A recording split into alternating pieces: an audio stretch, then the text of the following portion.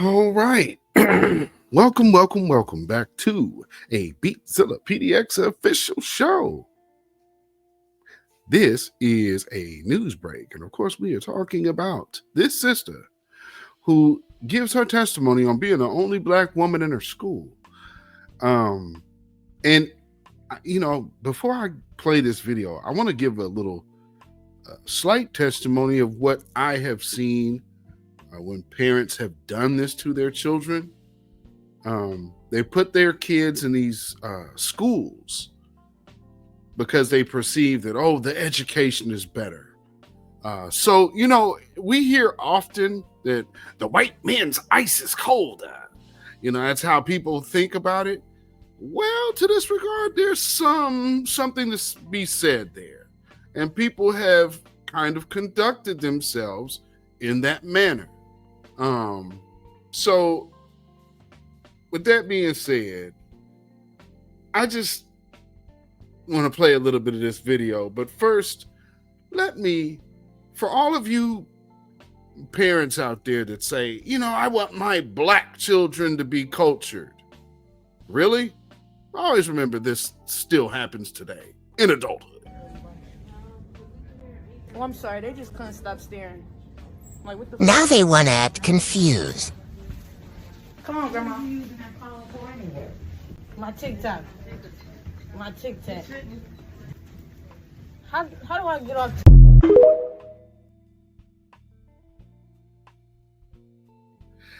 But yet parents want to subject their children to steady, consistent days of that type of treatment. Let's hear what this sister got to say.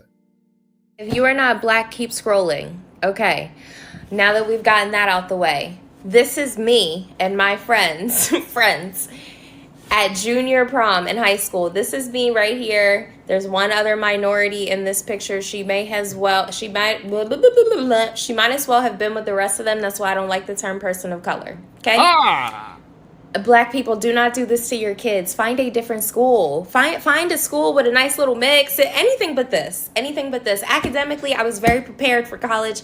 I, achieved a lot in life. Socially, it is damaging to have peers that look nothing like you. I graduated with 5 black people. There were 5 black people in my graduating class, okay? And I didn't realize how insane that was until I got to college, and the first dorm that I was placed in was the athletes dorm, which really everyone joked around and called it the black dorm because majority of the athletes were black, okay? And hearing their experiences in high school and then me realizing mine, I was like, oh,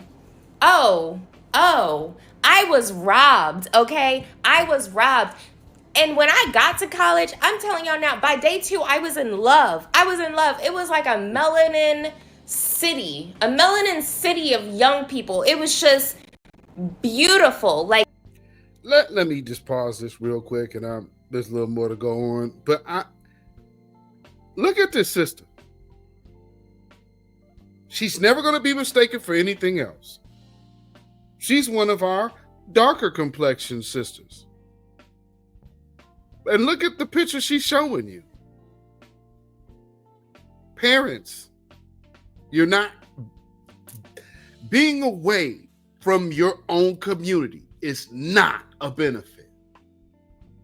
Wanting your child to be the magical Negro is not a benefit. And it ends up doing way more damage than good. The music that was playing through the dorms, like just everything, the outfits, the style, the fashion, the hair, like people doing sew-ins in the dorm. Like you knew you could go to the 3rd floor and go to so-and-so's dorm and schedule an appointment for a sew-in. Things like that. Like it was just blackness and it was just beautiful. It was beautiful. And I didn't even experience that until I got to college. Don't do this to your black kids. Find a different school. Find a different neighborhood. I'm begging you. Well, I absolutely wholeheartedly agree with that. Knowing, I've had family members, friends, and whatnot growing up that and have witnessed other people with this notion that somehow, I'll do it this way, somehow having your children immersed in Caucasian culture somehow will put them on a path to greater enlightenment or greater heights. At the end of the day, though, it says something about the parents. It actually low-key shows you a certain self-hate that they have internalized something Black or dealing with our community has no value or little value. Learning these lessons of our community has little value. Then they get to a place to where they recognize what they've been missing all of their lives, which was the connection to their community. Right now, we are making a grassroots push. Conversation of reparations is all over the United States.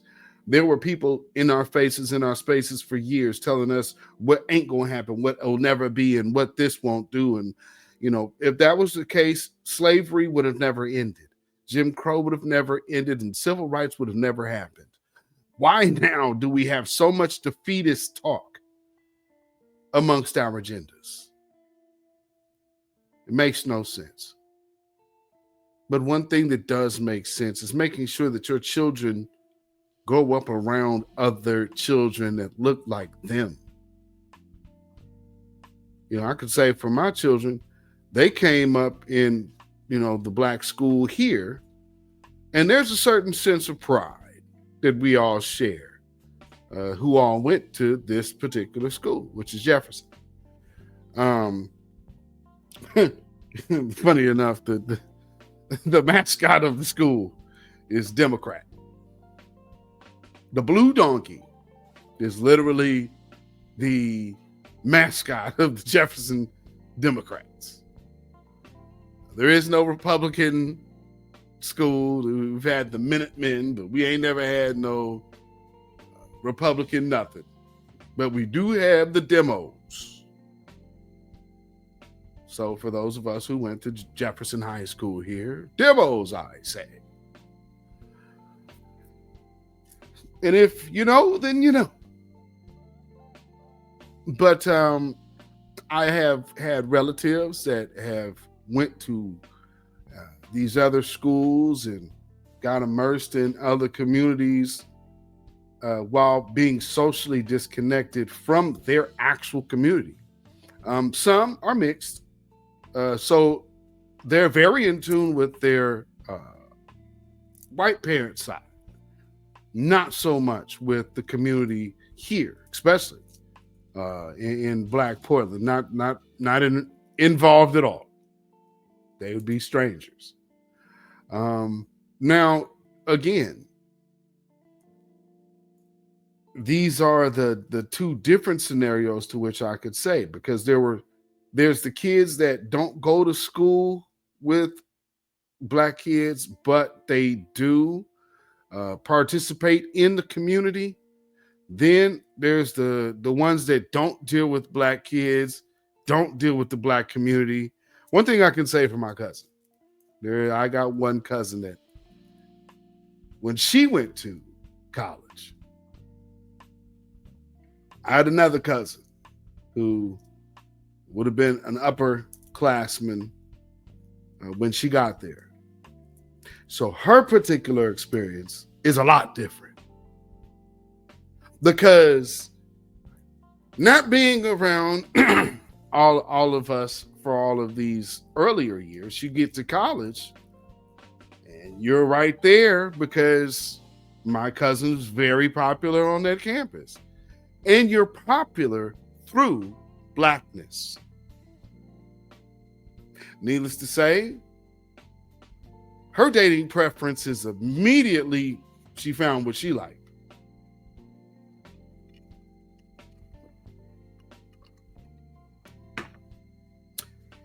And brought another black male son into this world. These are the things that she wasn't able to really tap into younger, because she wasn't really allowed to participate or even be around these environments. Because in my neighborhood, a lot of people were told basically to avoid my neighborhood. And you most definitely don't want to go to Jefferson. They've been trying to shut this school down. School of the Performing Arts, of course. But it's also endorsed by Nike. And so they get all of the Nike gym stuff and the Nike football field and all of that. So all the rest of these jealous schools get the city money while Jefferson gets Nike money. And the city, just for some reason, always skips over building that particular school up. These are systems. So now somebody in their mind might say, let me go to this city and let me send my kid out to Central Catholic or to Jesuit. And what are you doing? You're going to be like having your kids immersed in another culture that isn't theirs. Then how do they relate to their own folks after that? So for her, it worked out because she found what she was longing. But I'm going to just say, if you don't prepare your children, part of raising your children in the way that they should go is allowing them to experience who they are. They need to know their culture before they enter out into the world. Or else she'll just be running around like another cousin of mine, not having a real thorough identity while having one of the most blackest ties in America. Like on all sides of my family are blackity black, black, and big families at that. But, you know, we have little pockets here that wanted to get away from that. It is not a benefit. Not being tapped into your own community. People, you could be, and I'll look at it like this. To say, I'm tapped in with my black family, that's one thing. Your black family extends way more than people with your blood or people with your name. It extends to the other people and families around you as well. And that's what makes a community. There's a lot of people who don't understand that. But I'm glad that this sister was able to figure that out and experience that and be able to share that with y'all. And this is what I wanted to bring to you today. So hopefully you guys got something out of this video. I know there might be some parents out there that still operate in this mindset that, you know, being, if it's a poor school, it's a poor school. But it's not a poor school just because it's a black school. That's something that I hope people have shook that type of thinking in this modern day and age. I would hope. But we still have young people turning out on crack. So there's that. Let me know what y'all think. Family, if you have not already done so, like this video, share this video out on your social media. If you have, when you subscribe to this channel, hit that notification bell, hit the word all. That way you'll be notified anytime this channel goes live or a video is uploaded or premieres. Man, this is a crazy story, ain't it? So, all the other information, you know, of course, follow me on Facebook and Instagram and Twitter at beatzillapdx. And these little clips also kill me. Again, if you need a reminder of what your children deal with every day, here's another. When you're black, you're never really lonely because there will always be a white person all up in your business.